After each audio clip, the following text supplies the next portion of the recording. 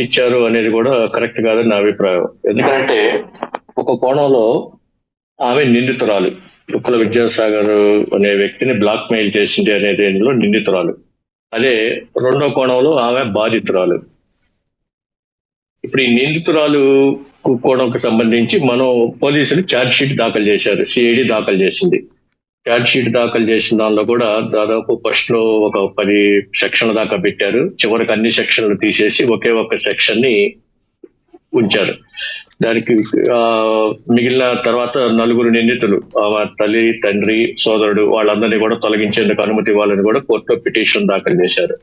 ఇది ఒక angle. Charge sheet దాఖలు చేయటం, ఒక కేసు ఫైల్ అయిన తర్వాత అది మ్యాండేటరీ కాబట్టి అది దాఖలు చేశారు. అంత మాత్రం చేత అదేమి నేర నిర్ధారణ జరిగినట్టు కూడా కాదు. దానికి న్యాయస్థానం తుది తీర్పు వెలువరించే వరకు కూడా అది విచారణ దీనిలాగానే ఉంటుంది. అయితే రెండో కోణంలో వీళ్ళు చెప్పేది, అప్పుడు పోలీస్ అధికారులు చాలా అత్యుత్సాహం ప్రదర్శించి నిబంధనలకు విరుద్ధంగా వ్యవహరించారు, ప్రొసీజర్స్ ఏమి ఫాలో అవ్వలేదని చెప్పేసి వాళ్ళని మీద ఒక అభియోగం దాఖలైంది, సిఐడి చేసింది. ఇప్పుడు వాళ్ళు కొంతమంది అరెస్ట్ అయ్యారు, రకరకాల స్టేజ్ల్లో ఉంది వాళ్ళ మీద చర్యలు కూడా. కానీ ఇది ఇక్కడ గమనించాల్సింది ఏంటంటే, మనం ఇప్పుడు సిఐడి ఛార్జ్ షీట్ ని మీరు ప్రాతిపదికగా తీసుకొని ఇట్లా ఇచ్చిందని వీళ్ళు చెబుతున్నారు కదా. అయితే నిర్దోషిగా వచ్చింది, జత్వానీని అంతా చేసింది అని చెబుతున్నారు. ఓకే, అది నిజం అనుకుంటే మరి ఇదే సిఐడి గతంలో ఇప్పుడు ఇంతకు ముందు అది అరెస్ట్ అయిన పోలీస్ అధికారులు బెయిల్ పిటిషన్ దాఖలు చేసిన టైంలో కూడా కొన్ని వ్యాఖ్యలు చేసింది. వీళ్ళు నిబంధనలకు విరుద్ధంగా వ్యవహరించారు అంటానికి కూడా ఆధారాలు ఉన్నాయి, అందుకని వీళ్ళు బెయిల్ కి అర్హులు గారు అని చెప్పి ఇది సిఐడి మరి చేసింది. అంటే సిఐడి వాదనని మరి అప్పుడు కూడా అంగీకరించాలి కదా ఇది. అప్పుడు మరి వాళ్ళు పోలీసులు వాళ్ళంతటా వాళ్ళుగానే చేశారా, లేకపోతే ఇప్పుడు ఆరోపిస్తున్నారు ప్రభుత్వం, చంద్రబాబు నాయుడు గారు ఏదో సరే ఆ ఆరోపణలు అది వాళ్ళ సహజం ప్రతిపక్షాలు చేయటం, మరి అప్పుడు కూడా ఈ పోలీసులు మరి వాళ్ళంతటా వాళ్ళుగా అది చేశారా, నిబంధనలకు విరుద్ధంగా వ్యవహరించారా, లేక ఎవరి ప్రోద్బలమైనా ఉందా వాళ్ళకి, అప్పటి ప్రభుత్వ ప్రోద్బలమైనా ఉందా? ఇక్కడ నేరాలు జరగటం, శాంతి భద్రతలు రెండు వేరువేరుగా చూడాలండి. నేరం అనేది ఎప్పుడు కూడా ముందస్తు సమాచారం ఉండదు. నేరం శాంతి భద్రతలకు సంబంధించి ముందస్తు సమాచారం ఉంటుంది. శాంతి భద్రతలో వైఫల్యం జరిగితే మనం ప్రభుత్వాన్ని తప్పుపట్టచ్చు, ఏదైనా చేయొచ్చు. కానీ నేరం జరిగిన దాన్ని మనం ప్రభుత్వానికి అంటగట్టకూడదు ఎప్పుడు. అయితే ఆ నేరస్తుల్ని కాపాడటానికే, వాళ్ళని కొమ్ముగాయటానికో, లేకపోతే ఆ నేరానికి కారణమైన వాళ్ళని పైన చట్టపరంగా చర్యలు తీసుకోవడంలో ఉదాసీనత కనబరచడం, అలాంటివి ఏదైనా జరిగితే అప్పుడు మనం ప్రభుత్వాన్ని విమర్శించవచ్చు. ఇక్కడ చట్టం తన పని తాను చేసుకుపోతా ఉంది. ఇదే సిఐడి మరి ఒక కేసులో ఛార్జ్ షీట్ దాఖలు చేసిన సిఐడినే అదే కేసులో వీళ్ళు నిబంధనలకు విరుద్ధంగా వ్యవహరించారని కూడా మరి కోర్టులోనే చెప్పింది వాళ్ళ బెయిల్ పిటిషన్ సందర్భంగా.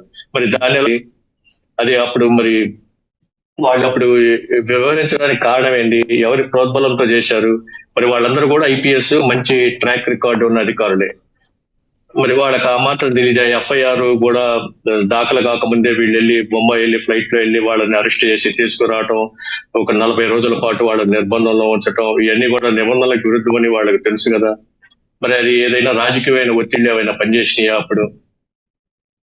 దాన్ని కూడా అప్పుడు మరి ఇప్పుడు వీళ్ళు చంద్రబాబు నాయుడు గారు ఆడించినట్టు ఆడుతున్నారు ముఖ్యమంత్రి గారు అన్నట్టు, అప్పుడు కూడా మరి ముఖ్యమంత్రి గారి ప్రమేయం ఏమైనా ఉన్నదా? వీటికి కూడా మరి సమాధానం చెప్పాలి.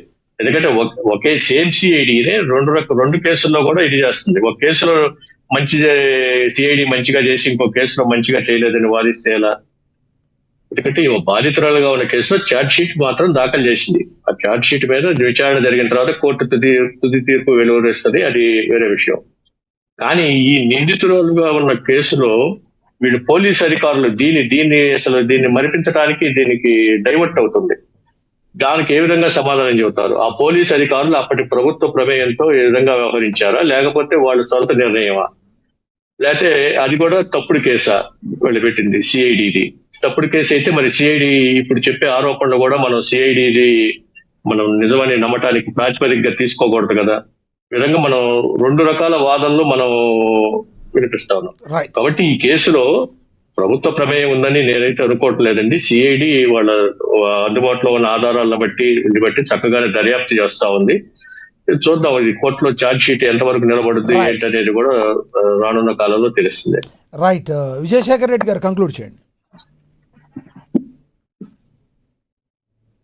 విజయశేఖర్ రెడ్డి గారు వినబడుతుంది, కంక్లూడ్ చేయండి సార్. ఇప్పుడు మన శ్రీనివాస గారు చెప్పినట్టు ఈ రెండు డిఫరెంట్ ఇష్యూస్ అండి ఇవి. ఇప్పుడు ఆమె తప్పు చేసిందా లేదా అనేది ఒక ఇష్యూ, కానీ ఆమెను అరెస్ట్ చేసినప్పుడు పోలీస్ అధికారులు కానీ లేదంటే ప్రభుత్వం కానీ ప్రవర్తించే తీరు ఏంటి అనేది ఒక ఇష్యూ.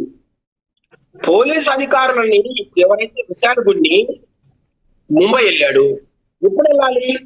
మన మీద ఫిబ్రవరి 2021 6 గంటలకు 6:30 పెట్టారు.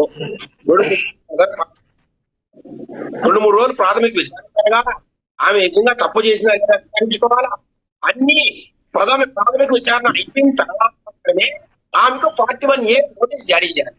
మీరు ఏదైతే సెక్షన్ పెట్టారో అవన్నీ కూడా ఒక నోటీస్ ఇచ్చి విచారించాల్సిన కూడా. అయితే 41A నోటీస్ ఇచ్చారా? ఆమెను పిలిపించారా? ఆమె కేసు సరిగా సహకరించకపోతే అరెస్ట్ చేయాలి.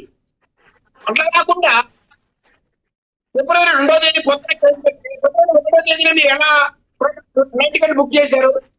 ఇంకెలా తెలుసు కుక్కలు 2వ తేదీ కేసు రేపు పొద్దున కేసుకున్నాడు, మీరు బుక్ చేసుకోవాలి. అదొక సార్.